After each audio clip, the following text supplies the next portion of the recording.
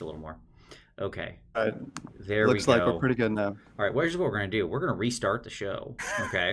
And I'm just gonna trim this part out at the when I for the Yeah. upload. That'll be the solution. So here we go. Right, we're gonna Yep. pretend like this just began. Thanks everybody for sticking with this. Okay, there we go. Sorry everyone. Hello everybody. If it's Wednesday, it's Warhammer, and that must mean it's time for another episode of Warhammer Weekly. Joining me as always is my one and only co-host Tyler. We're on the road. And as such, we had some technical issues, but here we are. Tyler, what's going on? It's good to see you, man. How Yeah, you doing? there you go. It's been a minute. It has been a minute, buddy. uh, All right. So we're going to talk about some news, and there's not much news. Yeah, just this uh, rumor engine. So Tyler, this baton, as I said earlier with my joke that I certainly didn't make before, I think it looks like the guy from Police Academy, his baton. Beyond that, I have nothing. I don't know what it is. uh, Works for me, man. I have no clue what this thing is. And I've looked around, and it doesn't seem to be anyone on the internet who has much of a clue either. So why don't we move on with our lives? I agree. I agree. Uh, thank you, Garrett. Garrett said, like and subscribe for audio trickery. Yes, indeed. Don't worry, folks. I'll just trim that part out at the beginning so we don't lose everybody. People who click into the show and they're like, is the whole show like this? Is it muted? What's going on? I'll figure it out. I also like James Valdez, who said it's a punch arrow. Absolutely. Our classic boxing glove arrow. Yes, absolutely. Yeah. There you go. Also a great guess. All right. And somehow, Tyler, there is like no other news. Uh, Yeah, I did see the app, the Citadel Color app got updated. There's a little article about that. oh, So if anybody missed that, yeah, check it out. yep. I did not realize it deleted the old inventories, but apparently the new app is better. I didn't use the old paint rack app, Uh, or paint color, whatever it was called app. So I didn't know about the update to the change, but somebody just said that their inventory was deleted. Well, that's no fun. uh, Uh, there you go. They did give a couple previews of the two Heart of Gur warbands, but frankly, uh, it was mostly stuff we knew. Yes, I agree. They did mention like Chaos Dwarves like 1,000 times, but it's still a bunch of human dudes. So yeah. I don't know what to tell you. It wasn't like there you go. It wasn't anything really Yeah. exciting. So We've had rumors for a while that Chaos Warden will be in our future, sure, so maybe that'll finally hit in 2023. yeah, Yeah. yeah, absolutely. Um, Um, but hey, I uh, guess we'll see. yeah, thanks, Josh. I appreciate it. Just one of his comments. So, yeah, man. So, yeah, that's the news. All right, let's What's talk about next? some pick of the week. Tyler, what do you got for picks of the week there, brother? Only two, which is practically one. So, the first pick, Ike from Goonhammer has started up a YouTube channel. It's called Fantasy with an M, Wargaming. Put out a couple of little videos, one on starting out with General Sandbook 2022, just some of his high-level thoughts. Also invited the community to help him figure out what his army is going to be for this next 6 months. And it was just a great video. Mike's a really cool guy. He does awesome work at Goonhammer. So yeah, highly recommend folks checking that out. Vince, did you see that he just started that up? I didn't, but that sounds awesome. I'll have to go check that out. Obviously, I can Yeah, find the link, Tyler, for that right down in the description below. there you go. And then Saga of Dice. They had a new battle report out. Sylvaneth, new Skaven. Rob and company always do great work over there. So I started watching a little bit of that over lunch today. It was a good time. So yeah, just definitely recommend their battle reports as well. Nice. That's all I got. Awesome. Tyler, the real fun thing is, will I remember to fix the audio and put it back on the proper settings before Sure. I start the show next week? 50-50. Place your bets now, everyone. Yeah. Guesses in the comments as to whether Vince remembers back at home to fix the comments on the normal machine, or sorry, fix the audio on the normal machine so it actually inputs the settings, or whether we start next week muted too. Um, Yeah. my pick of the week is a new video from Cult Paint. Has them painting up some of the Gossamed archers, very beautiful models, and I really love Mm. the color scheme that those came out to. So go check that out. It's a really cool tutorial, and I love the colors it came out to in the scheme. So I think Mhm. people should uh, you know, if you're going to be painting up some new archers, I think some Sylvaneth players are going to use them. I'll say, I got a game in over the weekend, Tyler, against Sylvaneth. Yeah, bud. We'll just use this Huh? to transition right into hobby time. So here we go. This is now hobby time. Okay. Huh? And uh, I got a game in over the weekend against Sylvaneth. Did a little tournament practice for NashCon.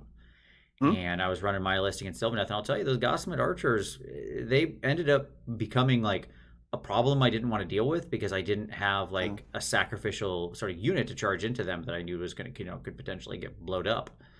Now, yep. it was funny what I ended up killing sort of everything else around them. And then Um, I had like a single Stormdrake Guard and a single Fulminator on one wound left within charge range of them. mm-hmm. So then remembering how their rules are actually worded, I charged in the single Fulminator on one wound left, who then died on the charge, on the Yeah. unleash, and there was now no enemies within 3 inches. We talked about it. Absolutely, man. Yeah. Yep. And guess what? He then could not retreat away. Yeah. And then the Stormdrake Guard came in and killed them all. Nice.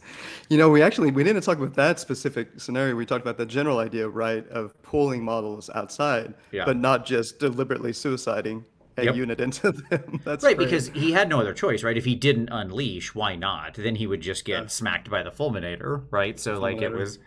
there was no good answer for him. So it was just an interesting thing that if Yeah. you have, it's an interesting counterplay to the Gossamet archers. If you have sort of a quote unquote, I don't know, like a unit you don't mind throwing away, right? Right. Then they just kill it and there's no one left within 3. They can't actually retreat away, and then you can bring in the actual heavy hitter who's going to clean them up. So Yeah, that was a definitely. good learning for me. Good learning moment. Seeing them in action, yeah, Jordan was running them in the battle report this week, and it made me have a better appreciation of them. They're not necessarily a high priority target in a Sylvaneth army for your opponent, for playing against Sylvaneth. So, yeah, he was using them to quite good effect. I may have underrated them on initial first look. But Yeah, see, it was a fun learning game all around because I was also going for a sort of a Magic Dom Stormcast, and I wheeled a purple sun around my opponent's army the entire game. So that was because again, it's tournament play and it's time to be a bad person. I can't not take it in my tournament list. I'm sorry, it's just too good. Giving my opponent neg 4 to all their say, or having effectively rend 4, I guess, on my whole army is turns out pretty good when you do a lot of damage. yeah, So it was right. weird. It was weird. My opponent, I don't think, ever really made armor saves that entire game. He had one unit, one time save on 6s. So that was pretty. Mm. That had to be fun for him. Um, at any rate, also hobby time. I'm working on a bunch of stuff for some upcoming videos. I'm excited about that. I did finish up, just so everybody knows, I did finish up the big knight, the big chaos renegade knight. So that video will be coming like next month or something. I don't know. It was a big video. It's a super long edit, so we'll see about that, but probably next month. And yeah, so all around, a lot of good hobby time for me. What about you, Tyler? What about you? Did you get any good games in, or I did, yeah. I had a awesome tea over the weekend, Midwest Bash, by some friends in St. Louis. We had 32 players and Stormcast out of 32. So that was fun for everybody. And yeah, no, had an awesome time. Thunder Buddies had a fantastic weekend. Celestin Prime and Bastion. Uh, yeah, can't complain. Congrats everybody.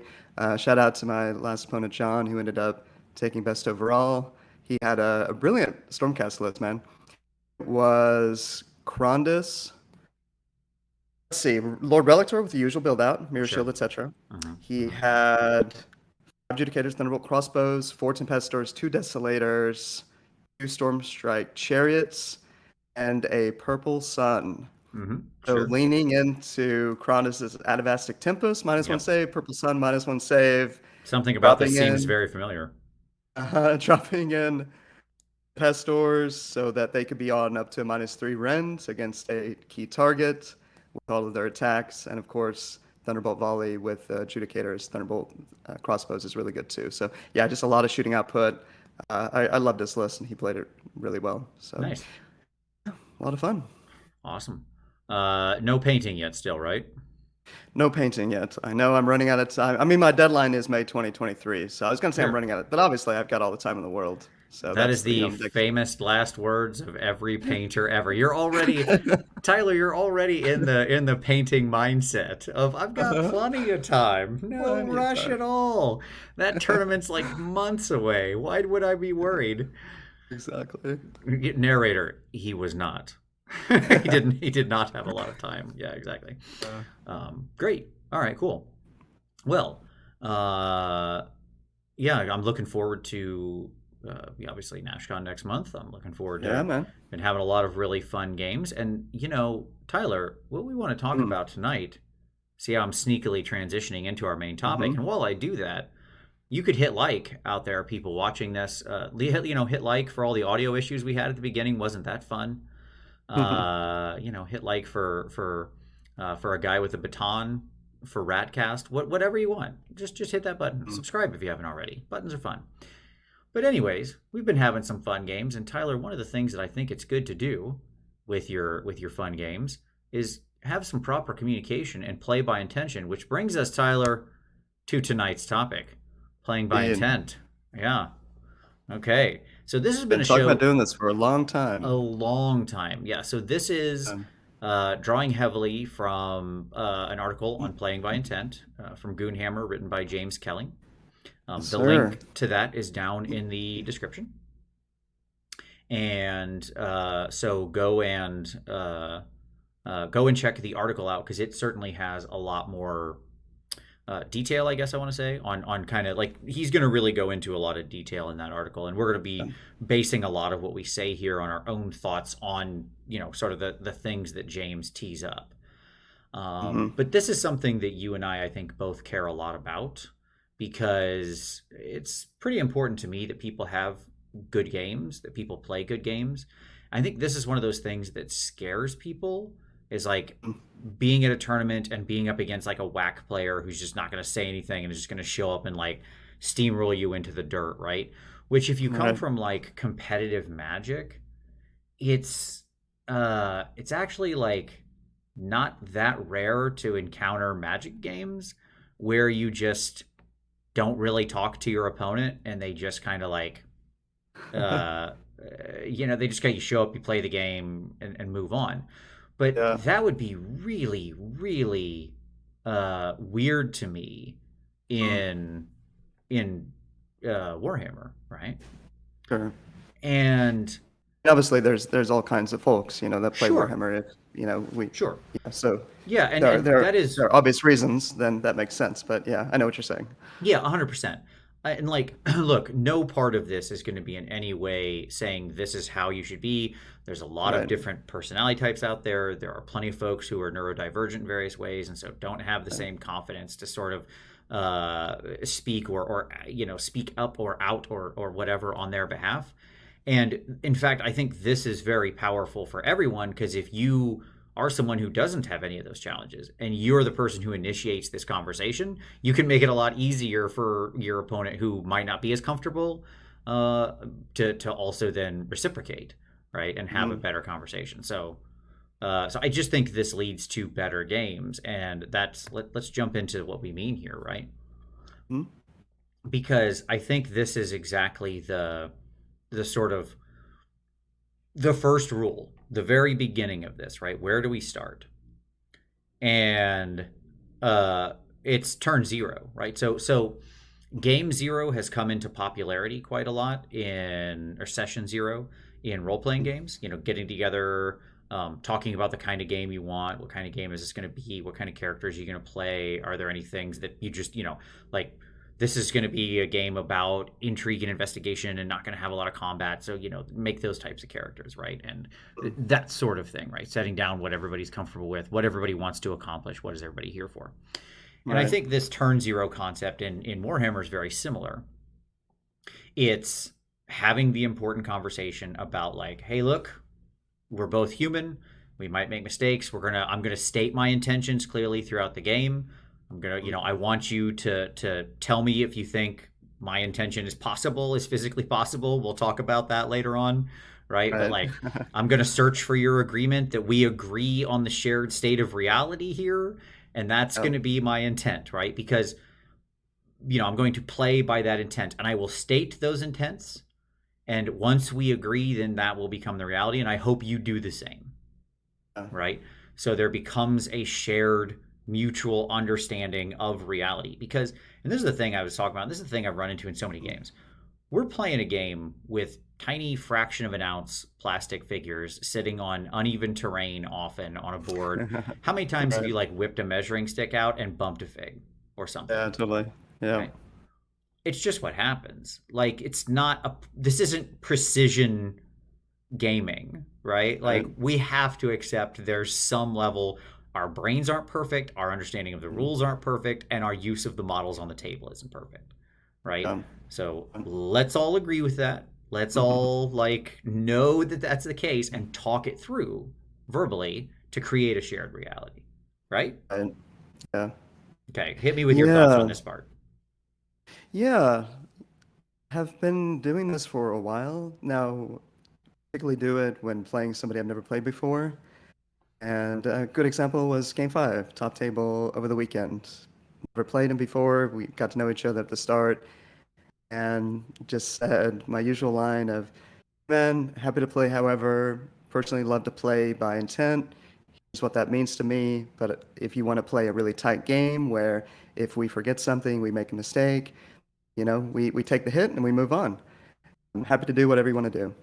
And I've done that for a while now over the years, never had a negative result from that. It's always helped in every game just to create a sense of shared understanding, as you said, and often a more kind of generous spirit, between the two players there, between my opponent and myself, why we're playing the game in the first place, the kind of game we're looking to have together.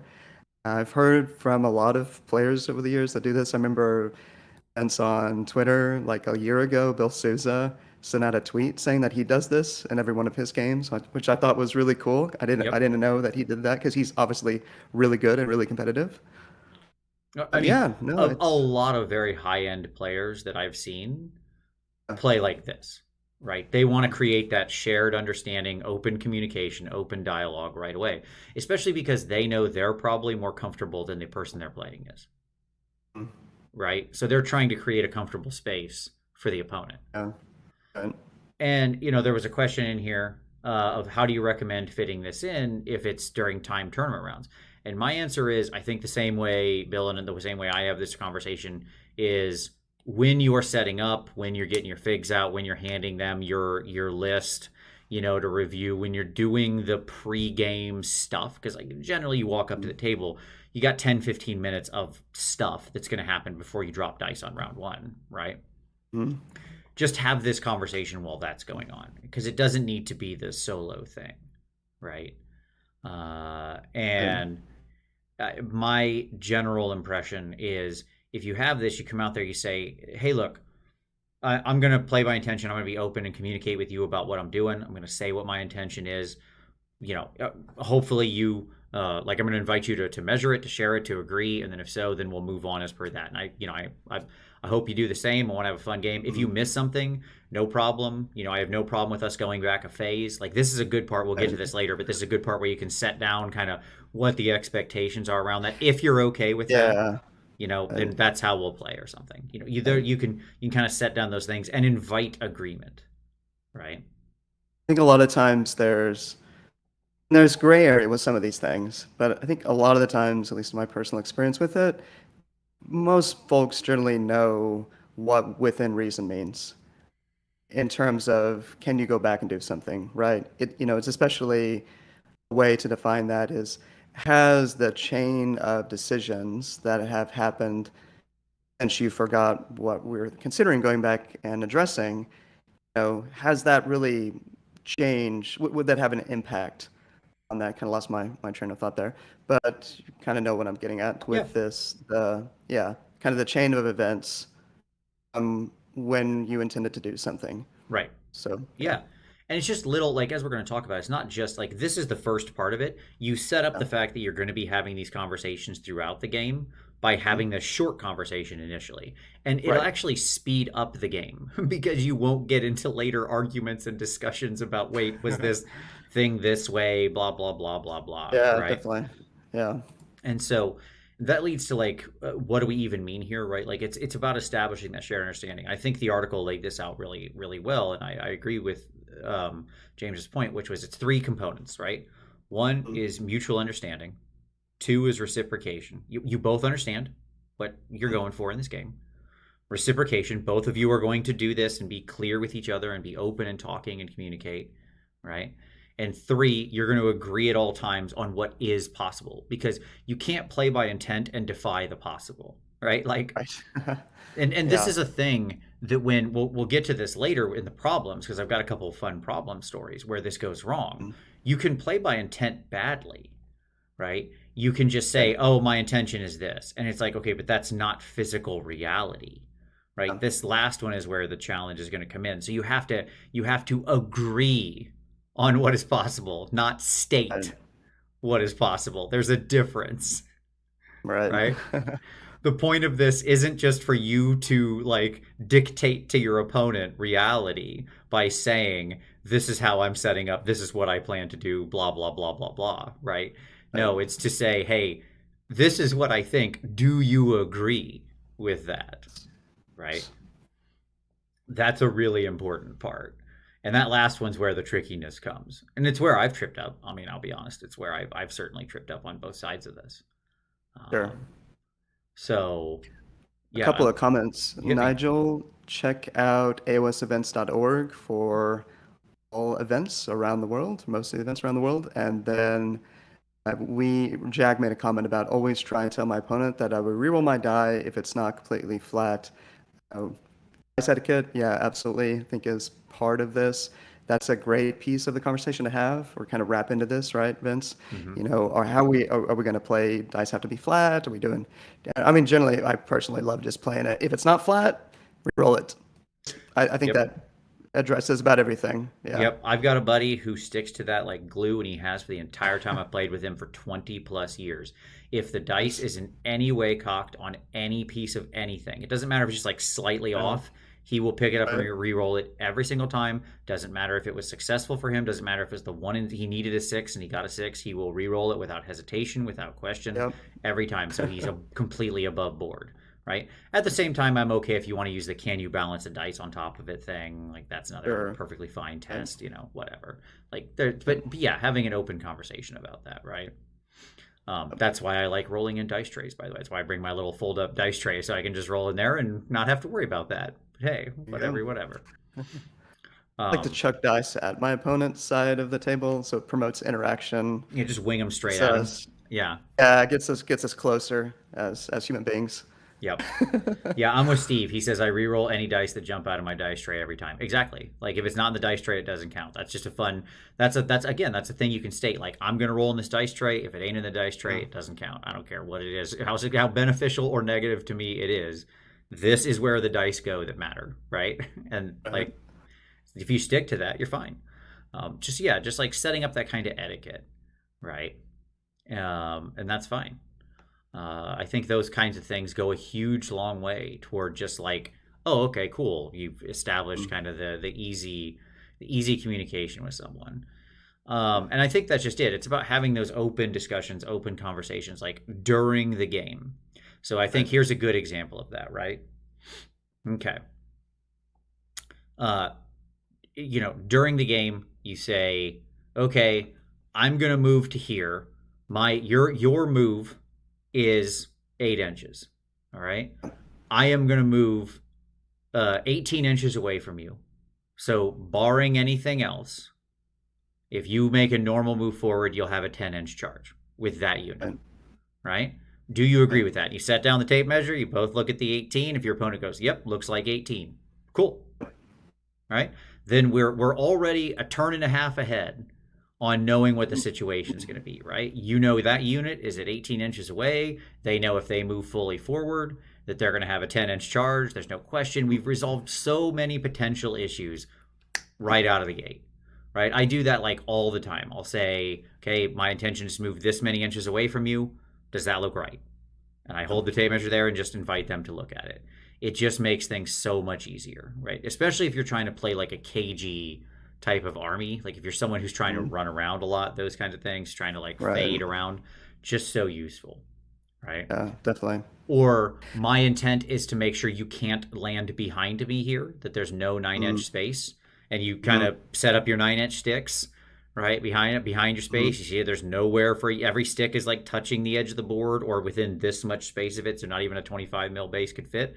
And you're like, right. what do you think? You agree? And if they and but that's the key. They have to come over and be like, or look over and be like, yep, I agree. And once that agreement happens, you've created a shared reality. That is now truth. That's what it Definitely. is, Yeah. right? Another big part of the game, of course, man, over the years is the whole like setting up a screen, right? And then you've got your maybe hammer unit behind that screen, and your intention is to place it within 3 inches so that anything that comes into your screen will be within 3 inches, or the case might be you want to be outside of 3 inches. But yeah, it just promotes faster play. So you're not trying to exactly get everything precisely right and taking five You're right. minutes. Yep, And I do exactly. that, but nobody else should do that. So I'm joking. Yep.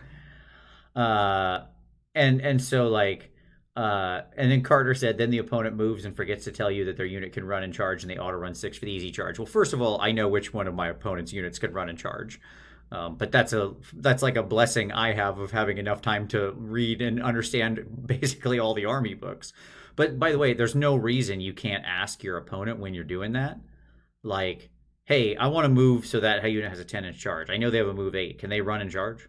Do you have any way in the army to give them run and charge? No or yes. You don't have to ask them, are you going to make that unit run and charge? That's not fair, right? Sure. Because like Yeah. they might do it, they might not. But especially if it's like some kind of command ability they can only use one of, right? But if you say, do you have any ability in the army to give run and charge? Yes. Once a game, I have steadfast march. I can make a unit run and charge. Okay, cool. Now I know that that's something I need to be aware of. And then okay, maybe I give you that chance. Maybe I don't. Right? We'll see. But now I'm making a decision within full context. So I don't think it's bad in any way to ask your opponent, like, do you have X capability in your army? For sure. That's very standard. Yeah. Right? Like, again, Yeah. saying, are you going to make this unit do this thing? No, of Mm, course they're not going to answer that. They're under no there's no burden for them to answer that question. That's just ridiculous, right? No, that's mm, tactics. And this is a bit fuzzy of a line, right? mm. But I think it has to, but when you're asking, like, in general, can you do this thing? Yeah, sure. That's fair. Um, Yeah. Like, With this, I don't know if you have it later on in the discussion, but I pointed out to you today that there's one item in the player's code that's unique relative to every other item, right? yeah, I do have Does this that on the next one. Yeah. okay, On the cool, next man. page. All right. Yeah. Absolutely. Um, yeah, I love Tomas's wording here, which is I often ask, I'm doing this for this reason. Should I know anything in your rules about this? Right? Mm, That's a great that's way to great. ask this because again, when you're asking about their rules, not and Yeah. this is the bright line in my mind, okay? Mm, The bright line is, are you asking for what is legitimately completely open knowable information, right? And everything in their rule book and on their army list and in their army is, for the most part, barring a few very, weird hide it under a cup type of situations, like with the host of the Everchosen, right? yeah. Is open knowledge. There's no reason they can't know it, Yeah. right? So when you're asking about a rules clarification, hey, is this how your army works? Is this what you have in your list? Is this how this unit works? That's all open information and should be completely fair game, and you should feel fine asking about that clarification. If you're asking about something that only exists in their head, right? Mm, Which unit are they going to move? Which unit are they going to apply their special ability to or a buff to? No, that's not fair game because that's not sure. open knowledge, Um, right? So I think that's probably the bright line I would draw in asking your opponent questions. yeah. That Um, makes sense. yeah, and I think it's important to state here the goal isn't to allow everything, right? We're not just saying like, willy nilly anything goes. Like, of course that's not it, right? Hmm. It's not a magic wand, right? Right. Of just like, hey, go wild, whatever you want to do. Mm. Um, Yeah, and there's a spectrum as we'll get into as we right. continue the discussion. Yeah, there's There's not an objective standard with these things. Different players may have different levels of comfort of how much they're willing to agree to in terms of takebacks or correcting obvious misplays. We'll talk a lot later about obvious misplay, quote unquote obvious misplays, and potential fine line between obvious misplays and what James called tactical errors. Where is Absolutely. that line? That sort of thing. So yeah, there's a lot of this is subjective, but obviously the goal is to try to promote just a better expression of everybody having a good time and the social contract, the heart of this game. So let's talk about Andrew just raised one, and this really talks about misplays versus tactical errors. I think this is a really good point, right? So Mm. Andrew says my poor teammate got gotcha'd by Fire Slayer's player with their new book. He got all the way through the charge phase, and then the Fire Slayer player called their fight first and deleted the unit that charged. Right? Hmm. Okay. So the question here is, and this is one of those things that I don't know if this is really part of it, but I'll say that this is a way I like to play. Hmm. And we discussed this in on the last slide, right? Of like how much should you be telling your opponent about your potential rules gotchas? Okay. This does fall into that side for me. So let's Andrew, we're going to come back to that in a very real way on in a couple slides. But what do you see, Tyler, as the difference between an obvious misplay versus a tactical error? Okay. What is that? How Yeah, how would you try to draw a line between those? And then the secondary question here is how much do you let people take back? Right? That's the obvious next question that comes from this. right. I think it is generally challenging and a case by case basis. So, I mean, I could give you some examples of what I would consider obvious misplays. I mean, there's actually reached out on Twitter for folks to send me some examples that came to their mind. And so, I mean, I'll read a few off here real quickly. So, Daniel knits for getting a command ability in the hero phase, such as catacrosis or other abilities that are obvious that they are going to do every turn. Sam Valdez on Twitter pointed out that there are some things that must be done in the game, like you must choose a battle tactic. Right. Sometimes folks forget about battle tactics, so Sure. Or they that's get through the start of their hero phase and cast a right. spell, and they're like, "Oh, I didn't choose a battle tactic," and it's like, "No, no, fine, go back. Of course, it's a must do. Do Uh, it." Right. Doug said 2 plus tough, not properly explaining mini games. Examples, Hand of Dust, the Sphinx, the little dice game that you play with the Sphinx. Jim Viola, the sequencing is out of whack but doesn't make a difference, like forgetting to shoot with unit after we moved into rolling for charges. Nashcon Dave said, forgetting a monstrous rampage. I've seen that happen all the time, man. Oh my god. He said, yeah. Like How there's, many? We are all so guilty of that. Monstrous like, rampages are just the uh, easiest thing in the universe to forget because of their timing, right? Because you're so caught up in like, did you land the charges and did you re-roll the charges? Which charge did you re-roll and who's in and who's out and what's going to be your order of fighting, right? right, That like right. remembering to do the monstrous rampages is like such an easy thing to forget. A million times I've let my opponents go back and just be like, "Oh crap, I should have stomped." And I'm like, "Yeah, yeah, fine, go ahead, do it. Who cares?" Uh, And so, to me, the line here um, that I draw. This is my own personal line. You tell me what you think about this. But sure. again, I think everybody you can draw whatever line that you think is comfortable. You just want to communicate it at the beginning of the game, right? Like, be open about it and don't suddenly not let somebody take something back on turn 3 if you didn't state at the beginning, hey, we're doing no takesies backsies here, this is hardcore, you forget something, it's on you. Mm, That's the kind of game I like to play. Are you okay with that? Right? right. Like if you elicit agreement to that at the beginning, fine, play no takesies backsies. Yes, Right? Like if you want to go hard mode, go hard mode. If you're both yes, in for that, that's a great game. You're both agreed, you've created a shared agreement, no absolutely. problems. Right?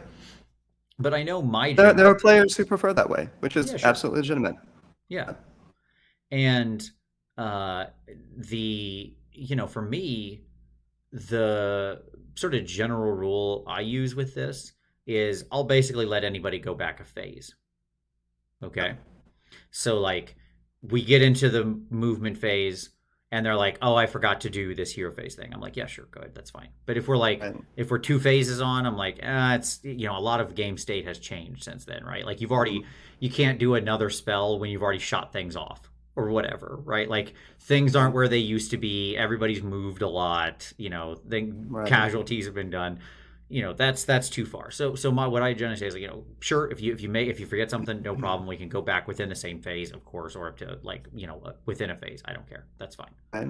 Right. Right? Because you're going to forget, like, over the course of this game, both of us will do it. We'll forget a monstrous rampage. We'll forget to do a heroic action. We'll forget to pick a battle tactic. There's a lot of mental load Right. on you when you're playing Warhammer. So like, and as long as you establish that intent at the beginning of the game, right? Like you say, hey, I'll just say, hey, like if you forget something, don't worry about it. We're playing a fun game. You can go back. Like I don't care as long as it's within the phase or the phase after. No problem. Go back.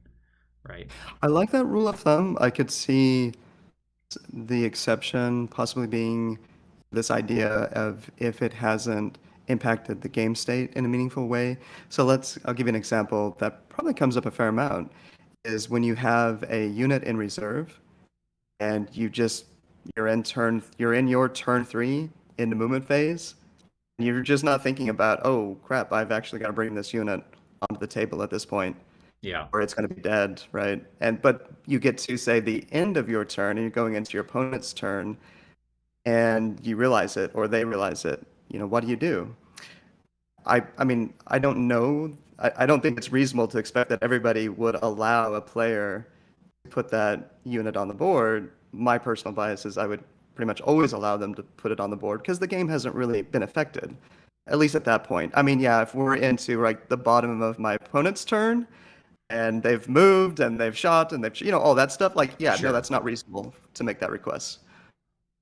Anyway, so I could see some, but I like the general rule of thumb of a phase or two. Yeah. Um. So yeah. I think the phase is just it's just such an easy line. It's a simple rule of thumb. It's where most people remember their things. And when you kind of state that, it's sort of easy to catch and then to allow the things and not feel bad about it. And also it generally curtails too much of the game state having changed when you're going back to make those changes. Right? So that's kind of my simple rule of thumb.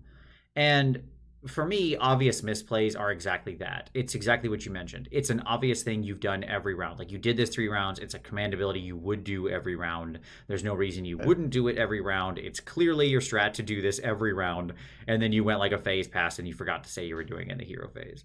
Right. And I'd be like, yeah, okay, sure. Of course you did it. Like, yeah, cool. Next, just like wouldn't even be a thing because, Sure. and again, if you just set that up at the beginning, in fact, if I had one of those things, I might just say, hey, every hero phase, I'm going to do this thing. I'll still state it, but it Right. is my intention to do this thing every round. So if I ever forget, you can feel free. Please help me remember I need to do this thing every hero phase because I Right. have this stupid tracking rule that should just be on, but it requires me to say I did it. I hate when they write rules that you have to like say you're doing a thing, even though there's no cost to it, no reason. You just have to kind of like turn it on and there's no limit to it. You can do it every round forever. You just have to say you're doing it. Right. And it's like, yeah, okay, sure. Um, all right. And uh and so to me, like having those kinds of conversations just helps smooth things out, right? Mhm. Just to Uh quickly mention a couple more, Joe on Twitter. Really love this one. I always point out when my opponent piles in and is drawing another unit into combat, just to make sure they intend to. I don't like winning or swinging on gotcha moments, and it makes your opponents better for the future. I thought, like, again, I mean, maybe that's not for everybody's taste, but I really like that one. Oh no, I Um, love that one. I do that like yes, absolutely. Okay, uh, I want to file that away for communication because that is 100% in one of those. We'll talk about like how good communication can make your games go smoother. You don't like and not winning on the gotchas, right? Like you want to win. This is something Thomas said, as you and I both talked about. yeah, Like I want to win based on the tactics that I have, not right, because my opponent made a sort of obvious misplay, right? yeah, Now, if they choose to do something and I outthought them, great, that's a good win, right? I'm not going to tell them how to play their game, sure, but and there is that's a little tougher line. So like, let's talk about where yeah, things go wrong here. Okay, okay, where things go wrong: stating an intent that isn't physically possible. mm, Okay, so this is something that has come up in games I have both seen and played, where someone mhm, stated something that just wasn't physically possible.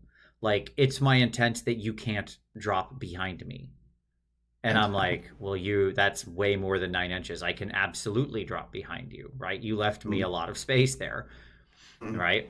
So, like, or it's my intent that this whole unit's going to drop and then shoot that unit. And it's like, well, that unit's on the other side of a building. You can't and, actually see them, right? Like, they are mm, completely physically blocked from line of mm, sight, right?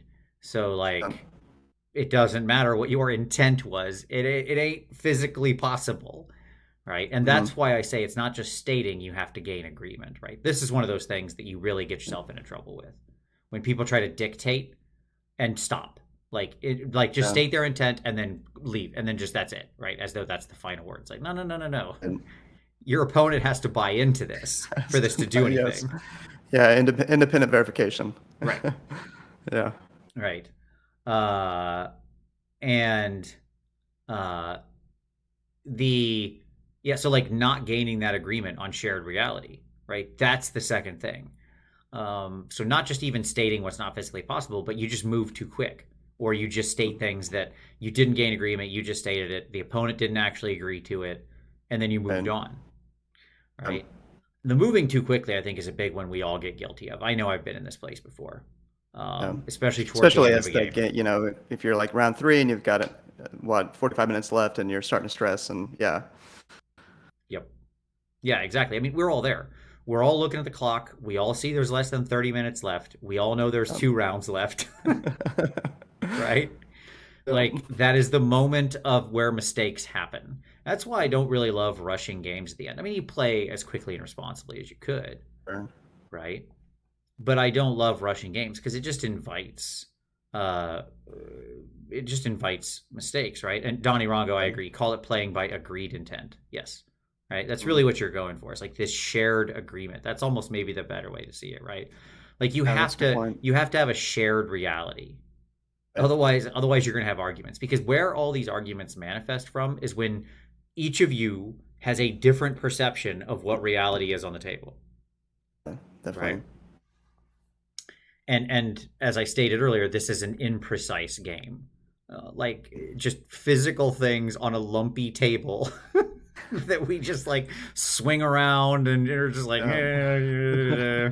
like it happens all the time. Speaking of that, man, I particularly have found terrain over the years a point of common contention, right? Hmm. I talked with you earlier about your opponent or you, whatever, is looking to do a charge, but they may be landing on a terrain feature. You really probably need to have to make sure you're both on the same page about your understanding of the core rules and generally how you're playing landing on terrain features trying to complete a charge because sometimes it's different. Yeah, I mean, I'm a big like with Vault Wars, we deliberately ruled it where any part of a terrain piece that's more than 3 inches, you cannot land on it. You can't go on it just to avoid those kinds of situations.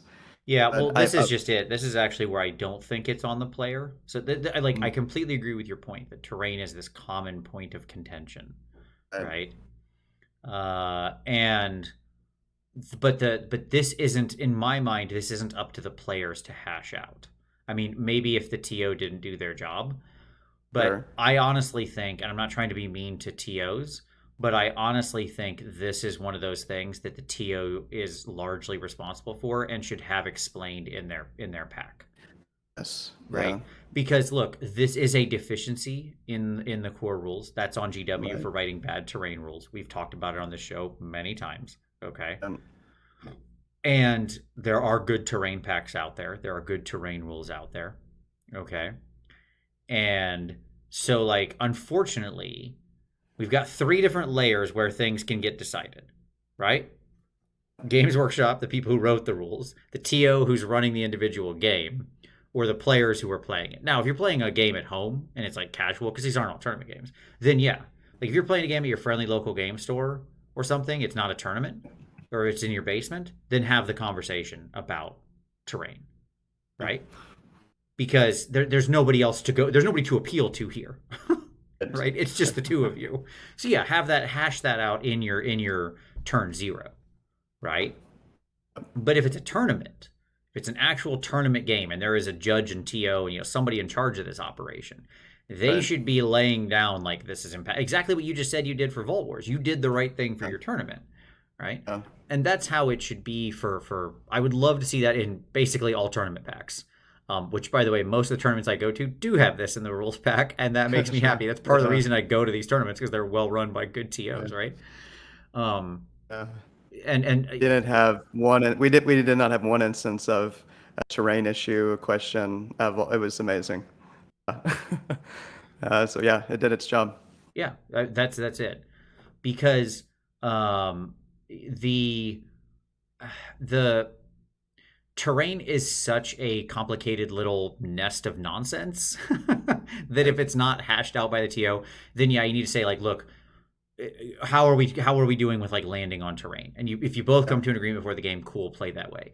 Then yes, Yeah. if it, again, casual game, friendly local game, store game, basement game, yeah, you got to do that, right? There's just nothing else you can do. Yeah, definitely. Um, I think that's my friend Brett. Brett, I can always rely on you, man. 2D terrain, the way to go. You're just no, always on pass, point. false, incorrect, forever incorrect. No, no, no, no, no, no, no, no, no. He's an ex War Machine player. Oh yeah, there you go. You'll have to That's you'll have to forgive him. no, I like playing on something that looks like a world, not on a piece of paper. But hey, uh, there Good. you go. Yeah, yeah. All right. I mean, the last one I think is just different perceptions of rules and trying to hash it out instead of simply calling for a judge.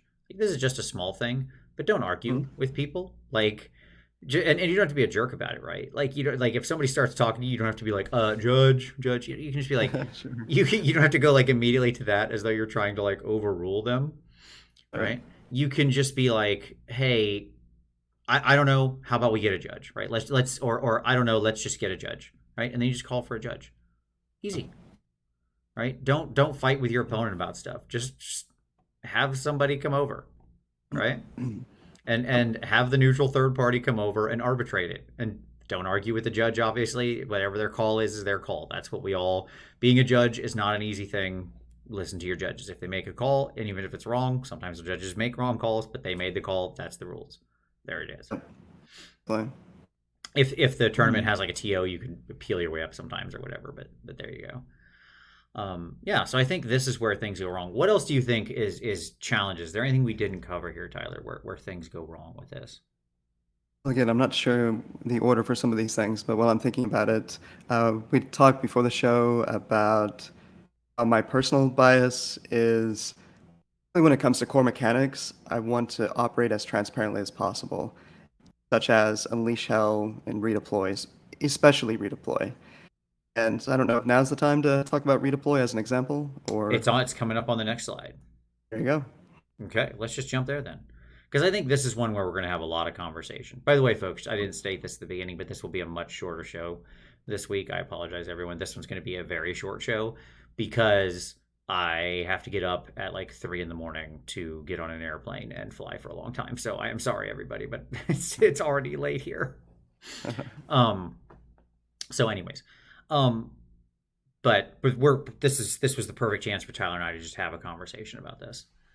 Uh, Communication, right? This is where the rubber meets the road. Let's talk about the examples, Tyler. Let's get into it, right? So, number one, reminding your opponent of rules misses that you catch, especially when they are in your favor. What I mean by that is like they made a miss, that miss is in your favor, okay? And you remind them anyways. All right? About 100%. again, it's not telling them how to run their army. It's not saying, "Hey, didn't you could have used your steadfast march there." That's not your job, right? Right. Okay? It's they didn't monstrous rampage. Okay? We're about to pass the end of the charge phase and they didn't use their monstrous rampage, saying, "Hey, did you want to use your monstrous rampage? You have a monster fighting these guys. Did you want to do that?" Right. That is a rules miss that is in your favor, right? They didn't do a thing to your army they could have done, right? Perfectly valid in the rules, they could have done it. Mhm. Okay. Hey, you didn't pick a heroic action. Did you? Were you gonna do one? Right. Right. Okay. Or You like, had here, especially when they are in your favor. I think you mean when they are not in your favor, or when they're in well, I was your saying the opponent's favor. miss is in your favor, right? That's, Oh, I see. yeah, whatever. You Oh, I get it. gotcha. I gotcha. I got Do it. it regardless of who it is rewarding, right? Right. Yes. Right. If they forget that they've got a word save or something, right? Like, hey, Yep. doesn't that unit have a 6-up word, right? Something like that. Like, people make that kind of mistake all the time, right? Right. That stuff. I think this is just like being a good opponent when you know they have a rule, especially if they explained it to you and then Um, forgot it, right? um, And then just didn't do it when they otherwise could have. All of those kinds of things, right? And you're gonna be like, did you want to do this? And that goes straight into the next one, which is invite them to take actions they're allowed to take, right? mm, So like when I move, I'll move the unit if I know I'm ending within 9 because I'm generally aware of redeploy as a thing. I'll say I'll move the unit and he redeploys. Okay, cool. Move the right. next unit. Good. Right. Next unit. Good. Next unit. Okay, cool. You're gonna redeploy. All right. Wait. I'll wait. Go ahead. Do it.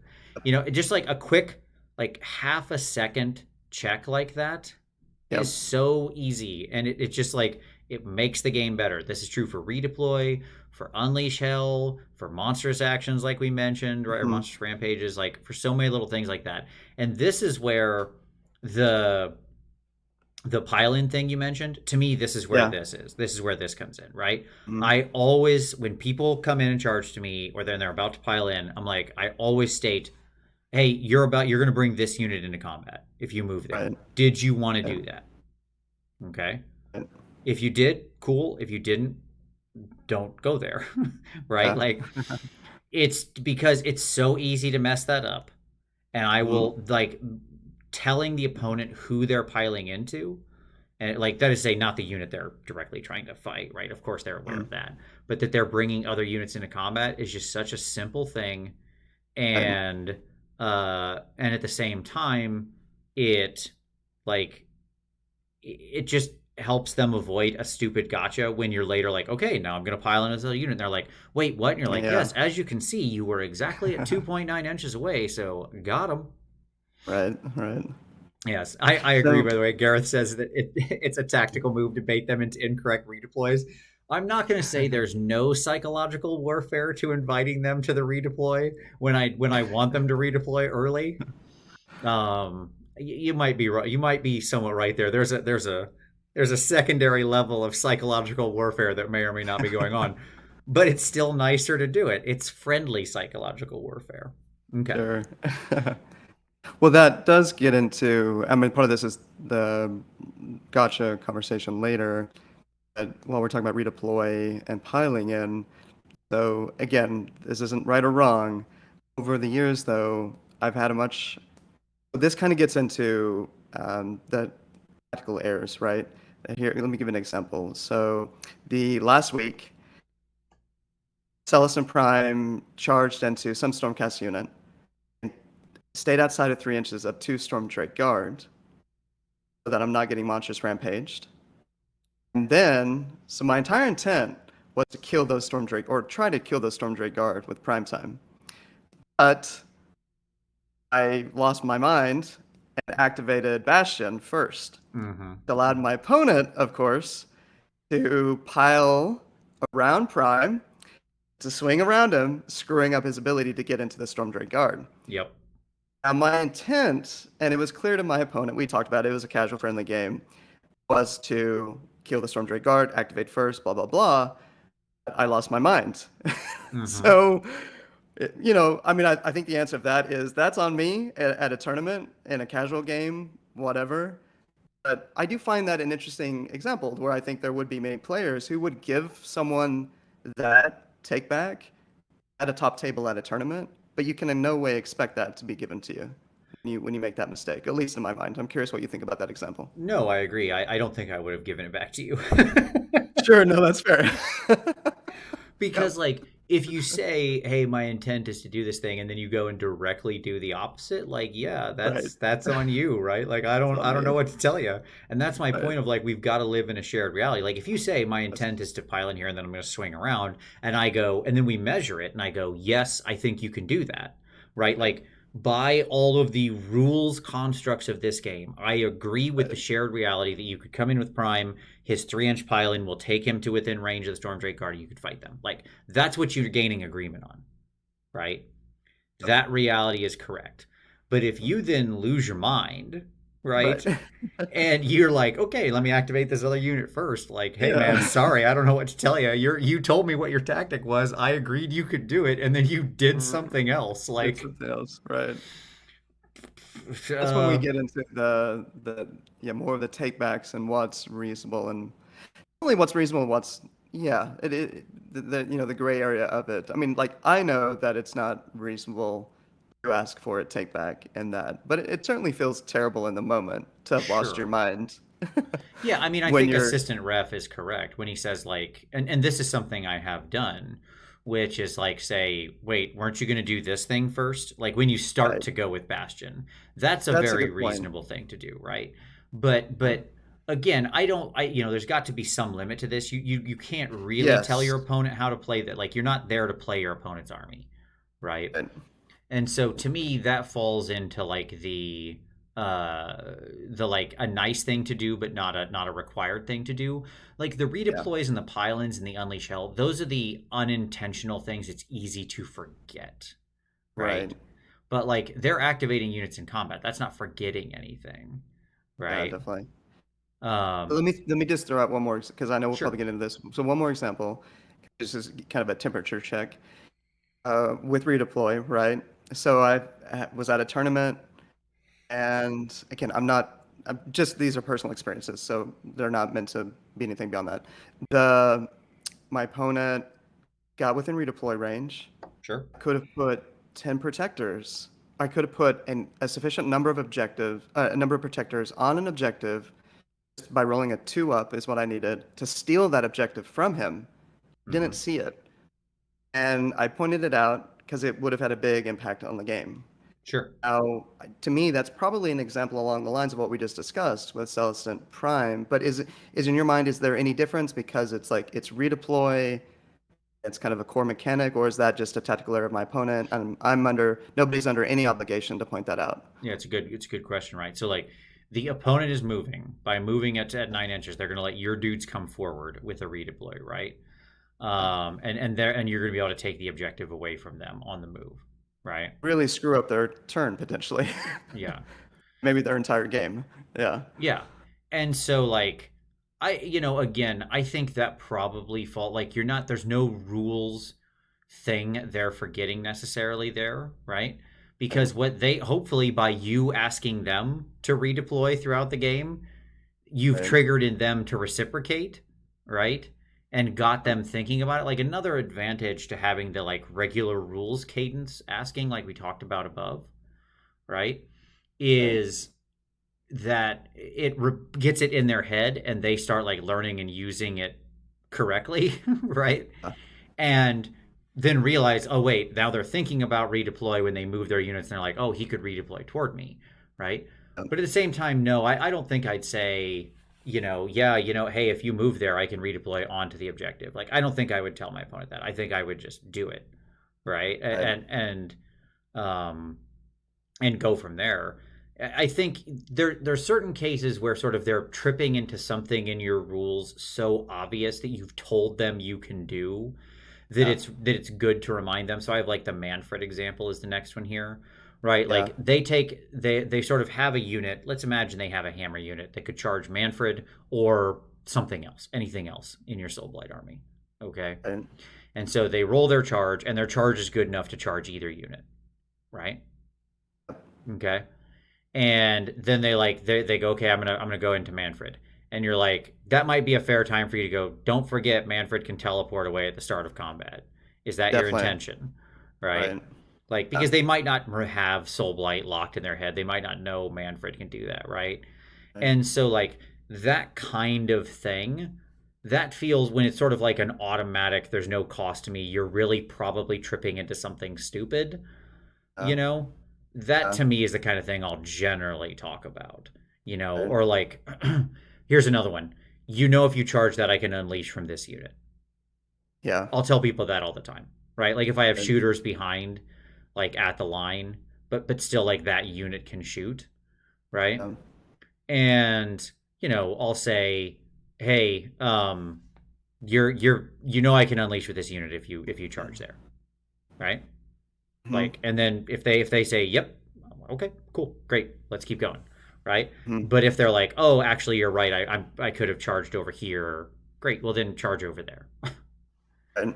Right. right? Like those kinds of like super obvious things to me, um, I'm okay with it.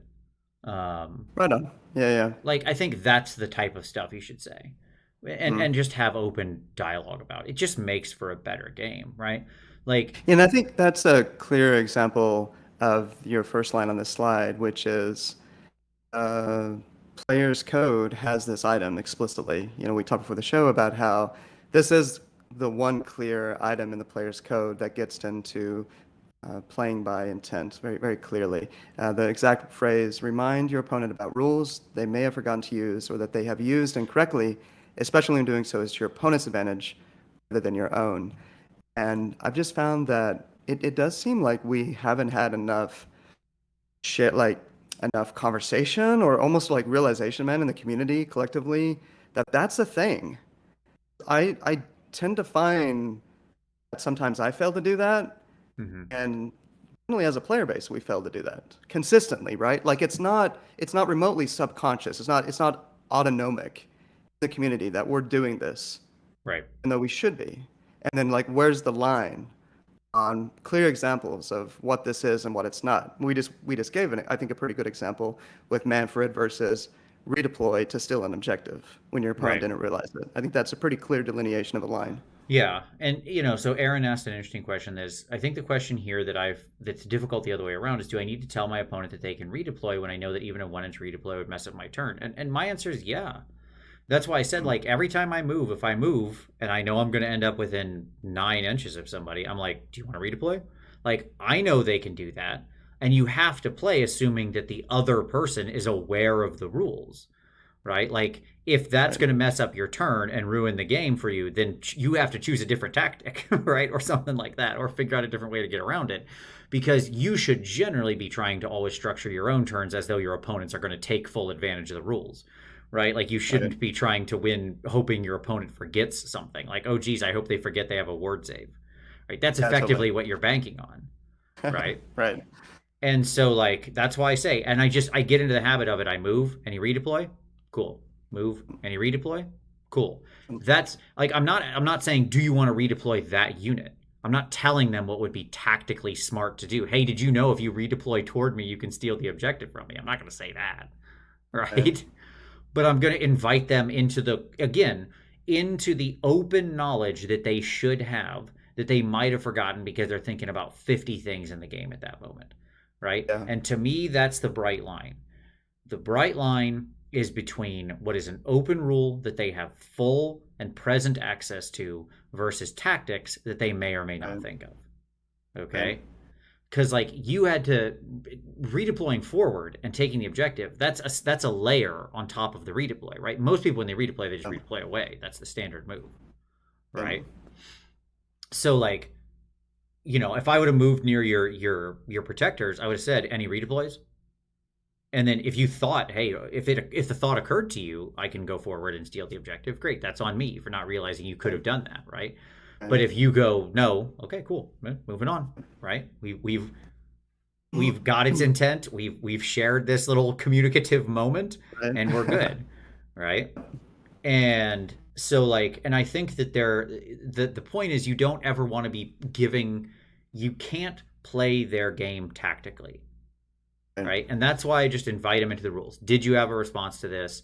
It's the same. Honestly, this is the same thing I used to do in Magic because oftentimes you'll play in Magic against like decks that have counterspells and other interactions or things that could be done with cards and activated abilities.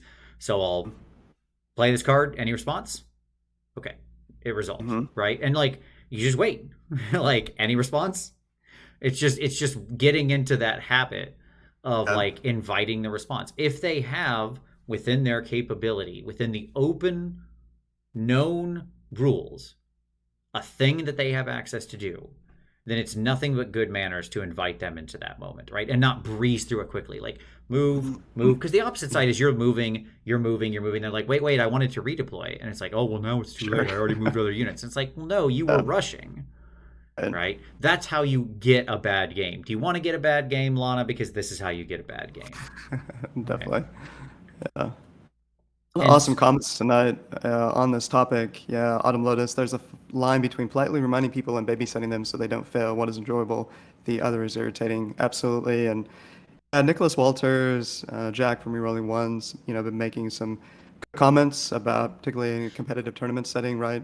The importance of learning and understanding context and where you are. And Jack made the comment about the effects he had uh, earlier on of nice guy syndrome, where he was losing games by being too nice. And I mean, that's certainly a thing, and that does get into right the subjectivity of this is there's going to be variance, and in that regard, and there cannot be expectations with some of these things that it's not a good idea for us to have the view of trying to promote that level of quote unquote niceness. That's not that's not reasonable for a number of reasons. But yeah, yeah, to try to have some clear delineation though on what is very healthy to promote for better games and a better community. yeah, and like Anyway, I saw some of the things Nicholas mentioned was like, like, well, if they make a mistake, they make a mistake. It's this, that, it's whatever. Welcome to this level of play. Again, that's fine if that's the game you're playing, as long as you state that at the beginning, right? That's what we talked about. Like, yes, if you rock right, up and you're like, hey, look, we're gonna play by intent. I'm gonna openly communicate, but we're not doing takesies, backsies, right? If you make a mistake, you made a right, mistake, right? If I make a mistake, I made a mistake. That's how I would like to play. You good with right, that? Right? And again, that right. you good with that is a really important phrase there, right? Yeah, Like that kind of stuff is important, right? But and if you both agree to it, cool. Play the hardest edge game, no takesies, backsies. You don't pick a battle tactic, you don't get a battle tactic, I guess, right? Like that's too yeah, bad for you. Too bad, so right. sad. Should have been a better player, right? Get good, son.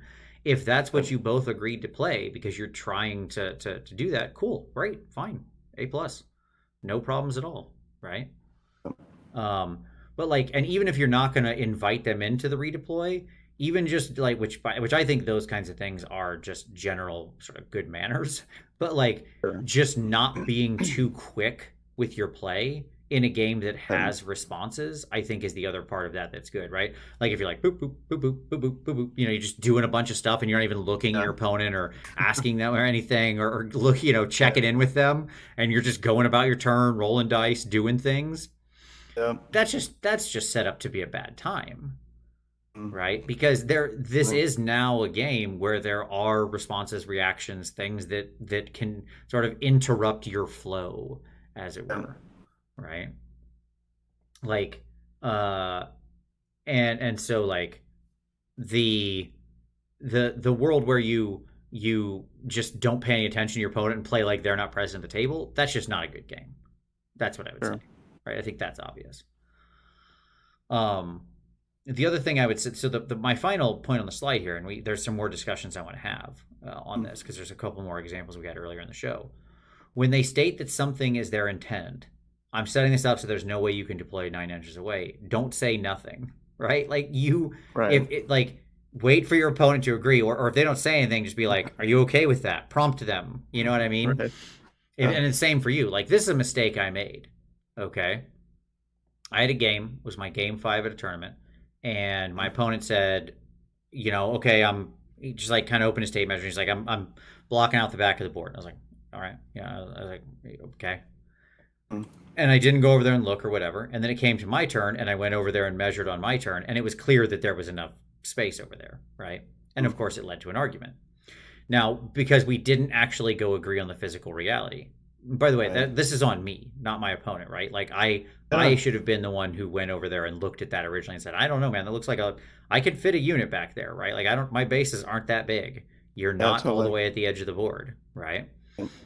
And like it was on me for not going there and saying that. And now in the end, it led to an argument, and I said, you know what, it's fine. I picked up my toys. I put them into a place that there was absolutely that he wasn't trying to hedge out, that there was no previous Sure. discussion on, and life went on.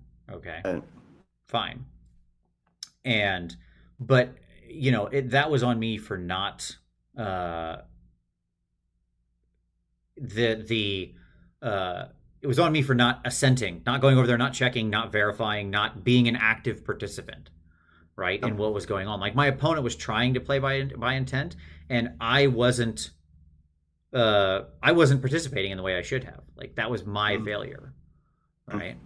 And so I think that like you have to get in there, and it's a block and tackle game, right? Like sure. you can't be just some passenger on a train, right? You don't get to say where the conductor goes. You got to Right. get up there you got to get up there and start taking a little control, right? Okay. So there was the question. So let's return to a couple of the interesting earlier questions, right? Yeah. So Gareth had said, that he does this a lot, and he had basically a near dead Marathi. Like in other words, she could die this turn. She hadn't taken her 3 wounds, and she had less than 3 wounds remaining, right? Mm, Charge Scarbrand. Okay, and Scarbrand has mhm, a shooting attack and could unleash that does mortal wounds, right?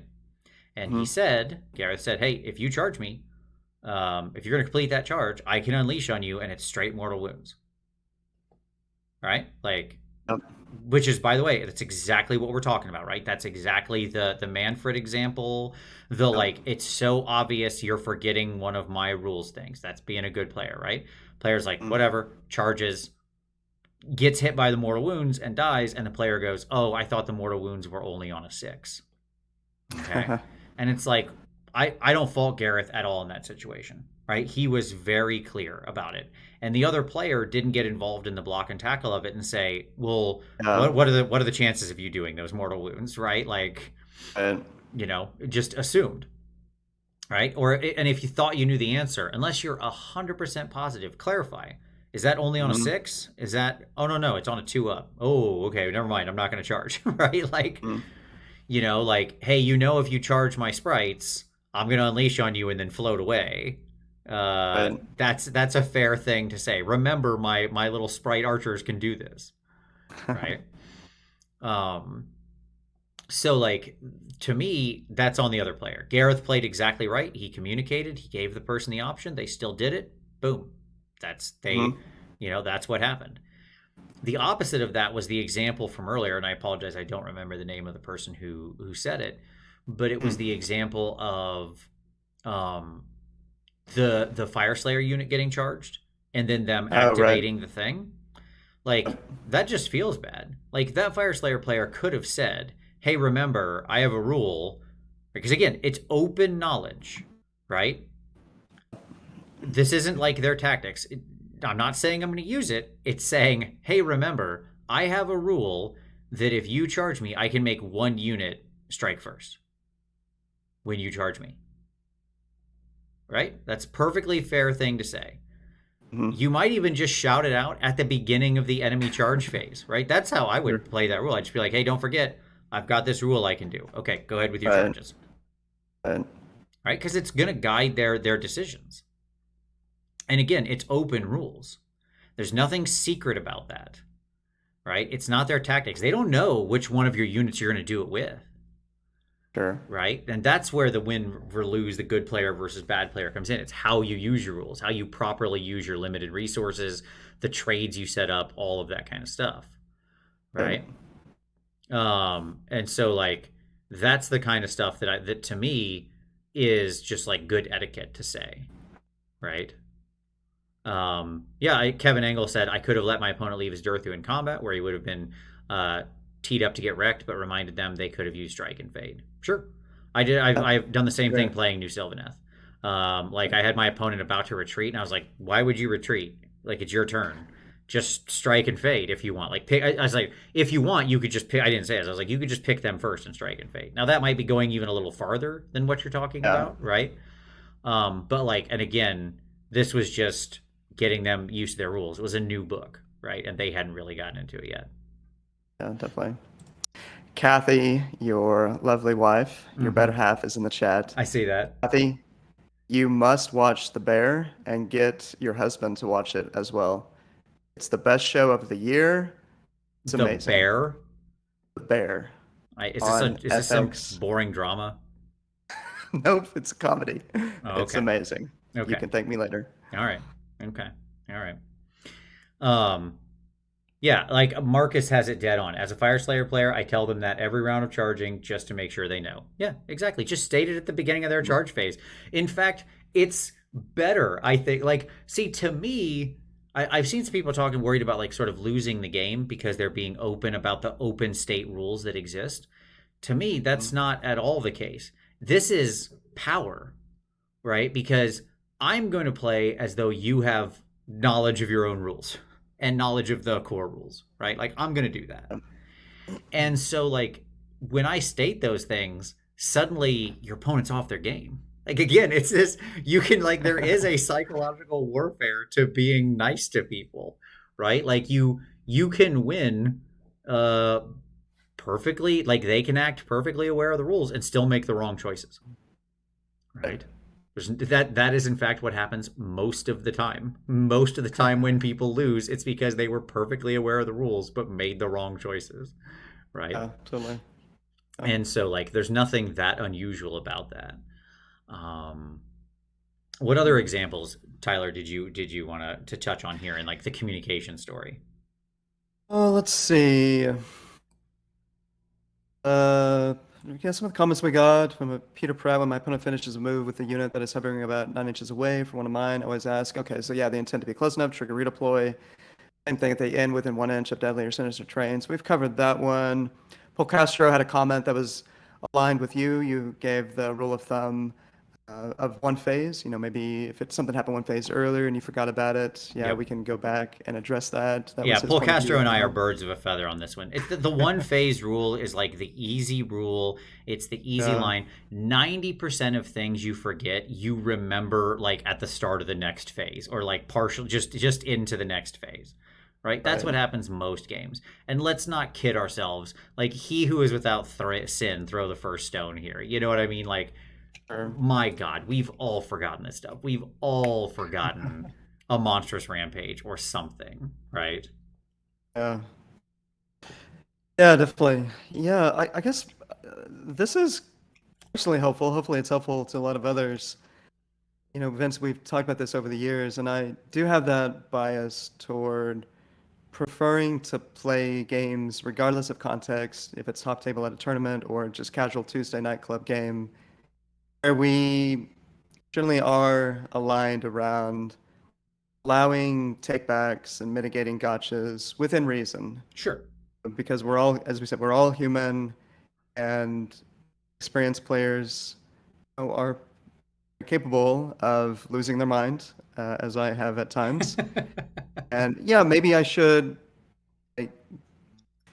Oh yeah, I mean, ultimately, happy to play Warhammer where you suck it up, Buttercup, and you take the hit and you move on. That's fine.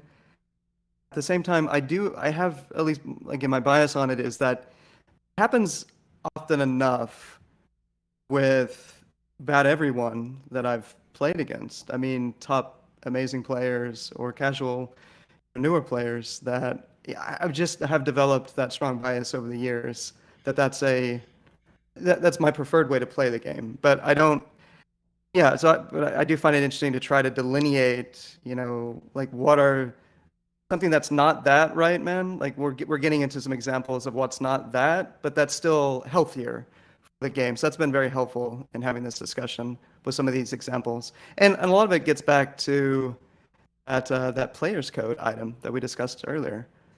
You know, I do think that's a huge area of potential improvement for the community, is more actively expressing that item in the player's code than we tend to. Yeah. Yeah, I agree. I mean, I think that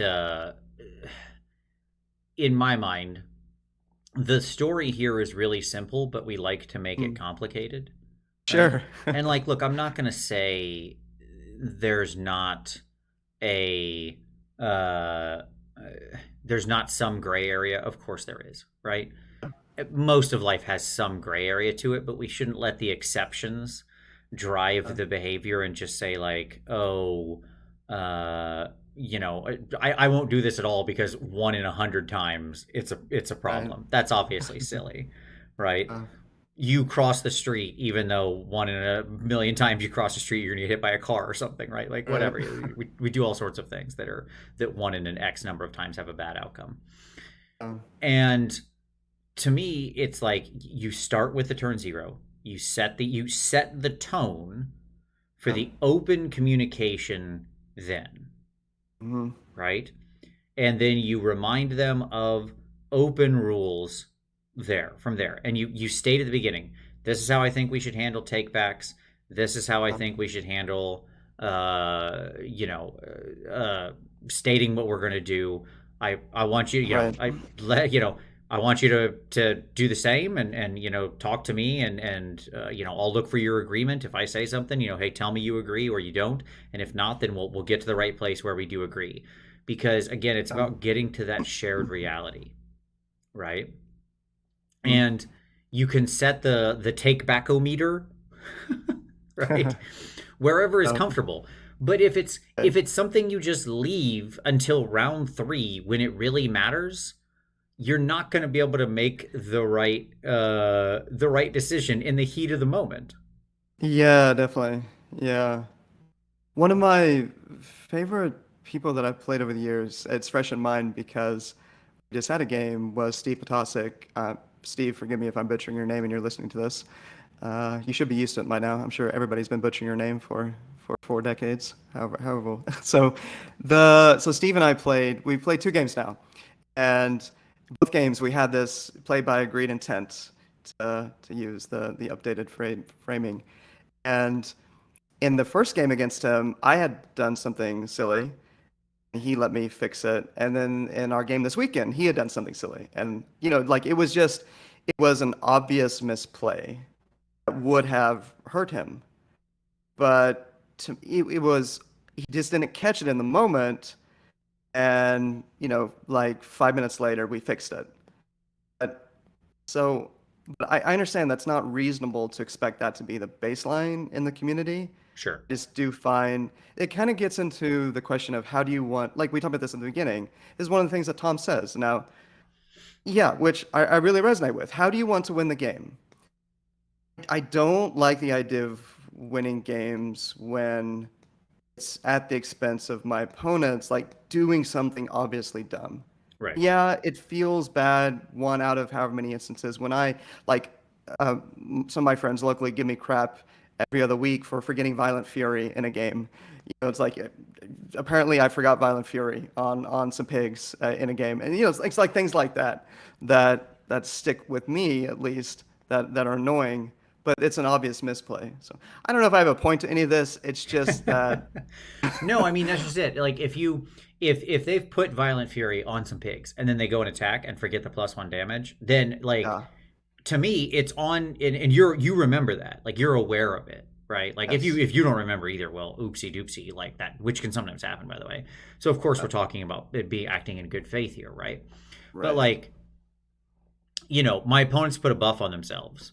This happens all the time. My opponents put a buff on a unit. They come and they attack. They forget the buff. If I remember that it's present, I'll be like, "Hey, don't you have that buff?" Right? totally. Shouldn't you be rerolling ones, or aren't you hitting on twos, or don't you do this? Like, yeah, like if it's on there and it should be happening and they forgot and you remembered, why would you not tell them? Right, Right? Why are you relying on them cheating themselves? right, Right, with a thing that is absolutely there. And like, yes, you can take the hard edge of like, well, it's on them to remember their own rules and own your buffs, and like, yeah, that's all right. true, right? But isn't it just a better world if we're like, hey, didn't you put Violent Fury on those guys? Aren't they 2 damage? And they're like, oh yeah, great, Uh, okay, thanks. Right, isn't that just a better world we live in? Because you yourself could very easily get in the same position somewhere, right? yeah, totally. And I guess that's the basic point. It gets how do you want to win the game? I don't like personally in a better position to win games when my opponent has just done an obvious misplay. It happens all the time. It just does. Yeah. And yeah, and I mean, it could be one of many things. So, again, I get that that's not. I don't think that's a reasonable baseline to expect from Yeah, the and community. well, I mean, again, I think it's probably a bit generous, but at the same time, if it's what you want to do in your local crew and you all agree that if that's the agreed intent around, fine. Right, You can all do that, right? It right. all comes from having that At conversation at the turn zero. beginning, Yeah, right? Everything absolutely. flows from that. I think it is Right. good to stake out a reasonable position there, right? Like just because it will help you gain agreement. Like it's not, a negotiation where you're trying to start with an unreasonable position, right? Right. But like having that That's hilarious, conversation is Gareth. from where everything else will flow. Yeah, Right. yeah. And so like Okay. um yeah, Aaron says I had my opponent roll attacks with 30 wardens as if they were sentinels, only rolling one attack each, and I took barely any damage. I was like, "You did two attacks each, right?" Yeah, great example, perfect Right. example, right? And then they'd be like, "Oh, no, I only did one. Let me just." They can roll the other half, right? Like it's not. That's such an easy fix, right? And so there you go. Like those kinds of things, especially when you catch them in the moment, it's just being a good player in my mind, right? Yeah, definitely. Yeah. Okay. Cool. So that's it. That's playing by intent and gaining that agreement. That's what it comes down to. Tyler, anything else we wanted to say Yeah, before we call it a night? so I don't know if I felt like maybe I missed it. I don't know if we necessarily covered the notion of gotchas well enough. Okay, let's talk about gotchas a little.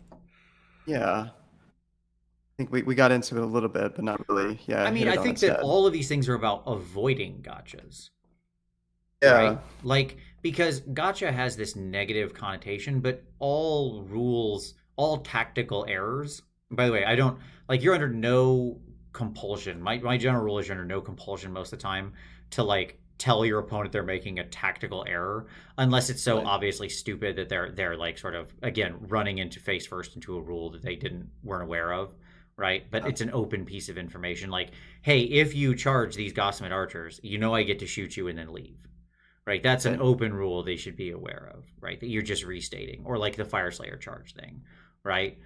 Not, oh, hey, if I move there, then next turn I'm going to be able to move this unit and charge them and wipe them out. Like, no, no, no, no, no, right? Like, that's not, that's getting into like, that's knowledge, again, that's in my head. Yeah. That's not open knowledge out in the world, right? Sure. And to me, like if you share the rules, I don't know what there are that are gotchas anymore that have that negative connotation for the most part. I think you Yeah. eliminate like 95, 98% of them, Hmm. right? And if like because then it just comes down to like tactical errors that they like, yeah, I gotcha. If I lured you in with a chaff unit that you came and Yeah. charged and then I countercharged you with the hammer and lifted your unit, like I gotcha. Right. Right? If I picked the proving ground so that you would put your Galatian veterans on it, so that then next turn I could flip the battle tactic to wipe out a unit of Galatian veterans and get that battle tactic, I gotcha, right? But again, Hmm. that's just good play, right? That's just using Hmm. your tools wisely, Yeah. right? Like I don't think you're under any compulsion. Like again, the bright line to me here is it an open rule that they should have full awareness of?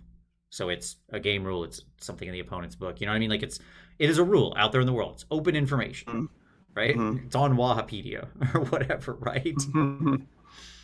Versus uh it's something that's in my head only because it's how I'm going to play the game, right? Yeah. If I trick you through my clever play, that is to say, like I make you move somewhere that was unfavorable to you, or whatever, and then I wipe out one of your units, or if I move a bait unit here, so then you move your castle that direction, and that opens you up for my ambush unit to come in and attack your little heroes at the back of the Right. line.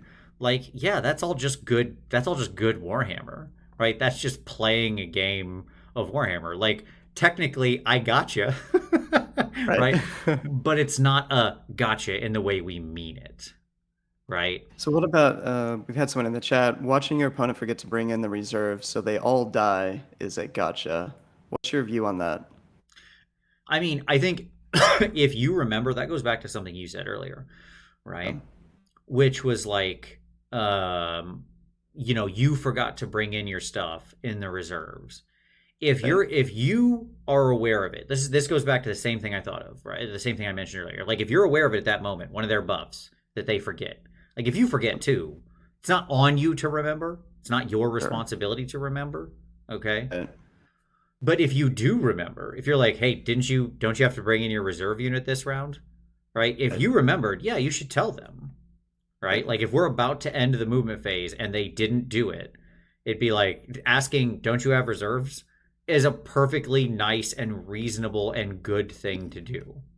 Yeah, to me, man, that I find that a perfect, like if I were to give a top line example of that player's code line item, that would be a great one, I think. Yeah, it's a consequential one that might feel like you shouldn't necessarily need to do that. No, it's For not on you healthier to game remember their community. rules. It's not. Like I Sure. can't set down that you are not playing both sides of the table. It is not Uh, on you to remind them. Okay? right. And like so if you forget to, which by the way, again, I can't state this plainly enough. It is not on you to remember their things. Mm. Okay? And but if you happen to be aware of it, yeah, like why not be a nice person? I don't understand, right? It's a must do this thing. Clearly they didn't intend to just throw their unit in the bin, right? Yeah. Like so why not say it? I don't get what you're getting out of that, Right. right? Right. Like that makes no sense to Morgok, me. yeah, man, I don't, sorry, I'm not meaning anything by this, so don't take it the wrong way. It is obviously, it's a situation that I've heard other players and I did experience, and no ill will, buddy, whatsoever. It's all good. I Oh, do find it helpful to talk about this though, because I think it is an interesting example of many interesting examples. yeah. So yeah, just in terms of, yeah, anyway. I love Tomas said be the player you want to be playing against. Yeah, 100%, right? Like that's yeah. And like that's how we should be playing, right? Um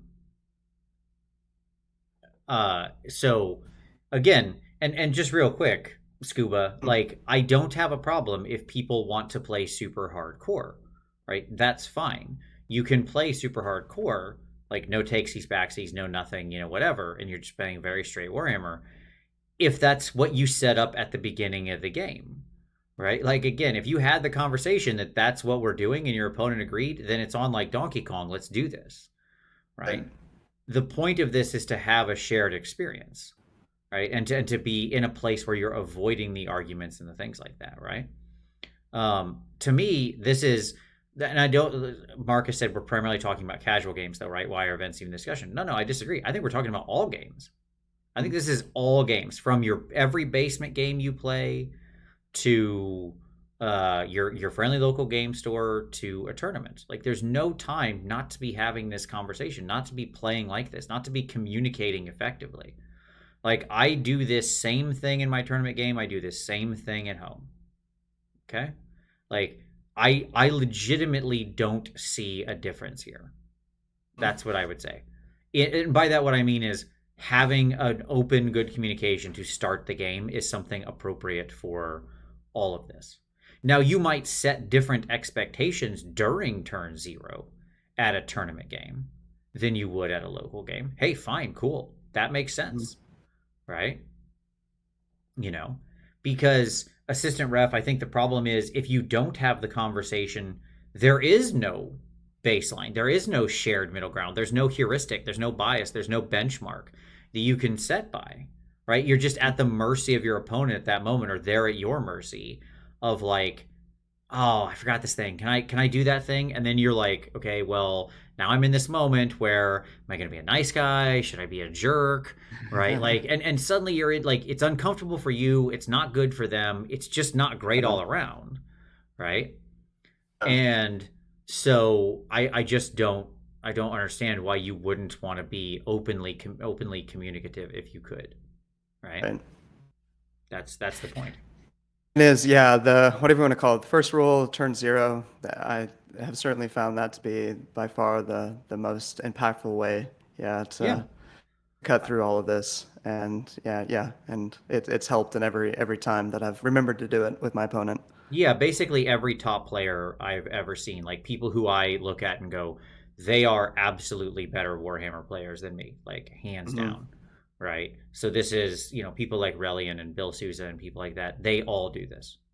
Yeah, It's just second nature to them, right? yeah, Because they are just playing by the clear rules, stating the open knowledge openly and clearly, right? yeah, And you know, and stating up front what is should be allowed and what isn't.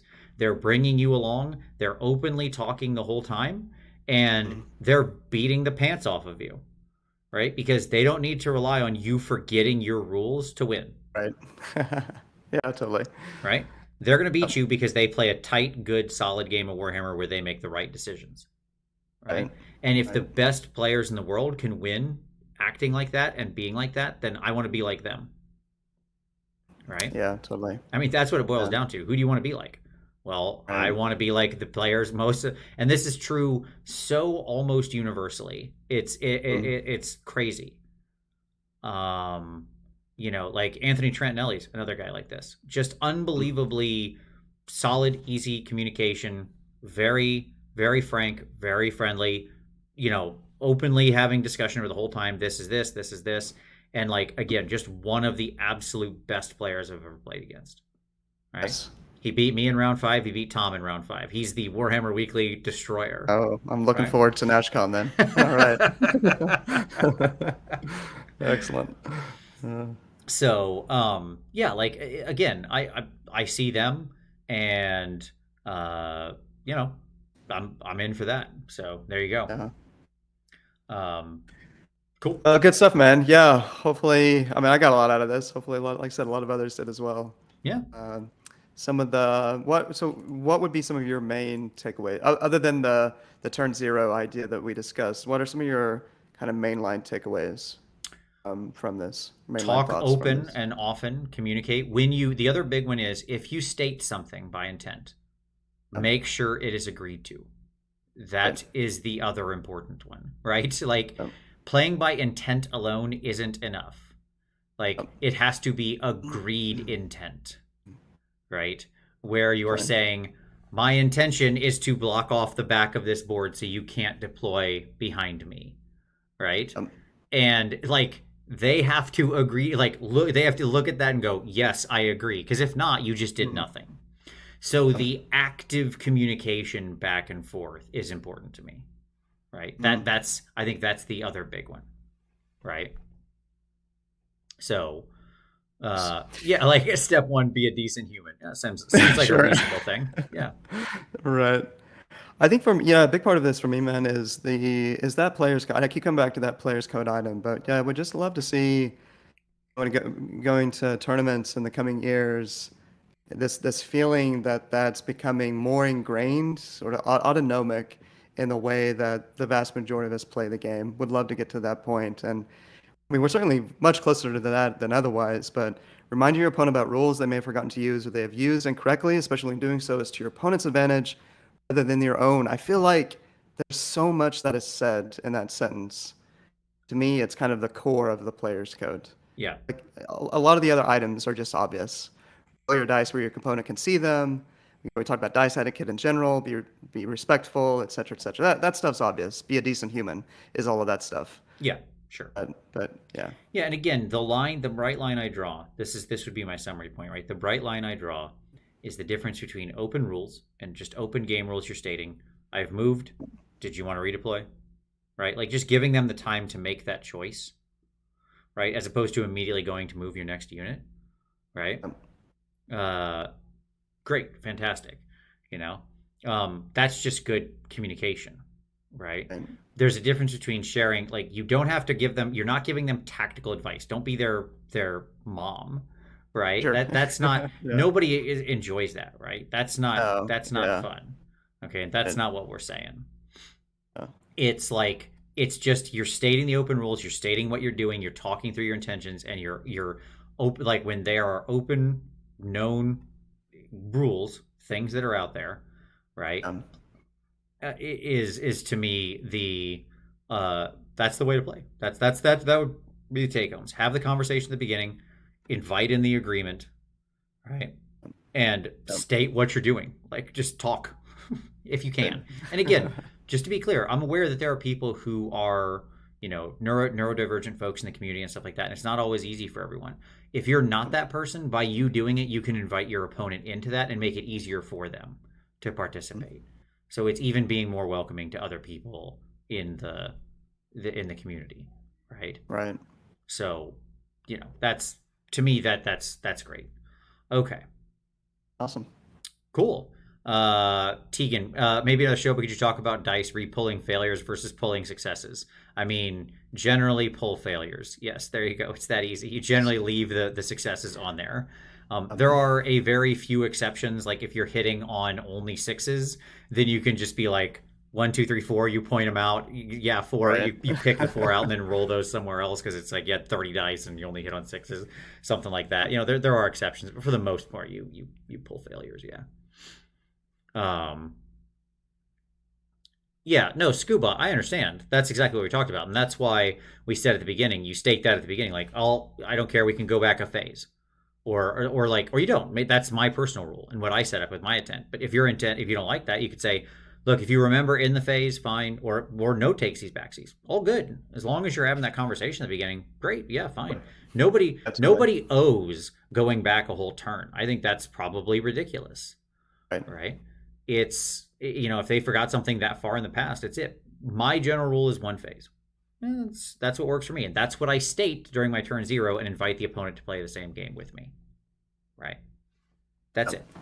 That's what it is. All right, good. Well, hit like, everybody. Do Mm. that. Subscribe. By the way, a slight note here. Chase just mentioned it, so I think it's worth a shout out.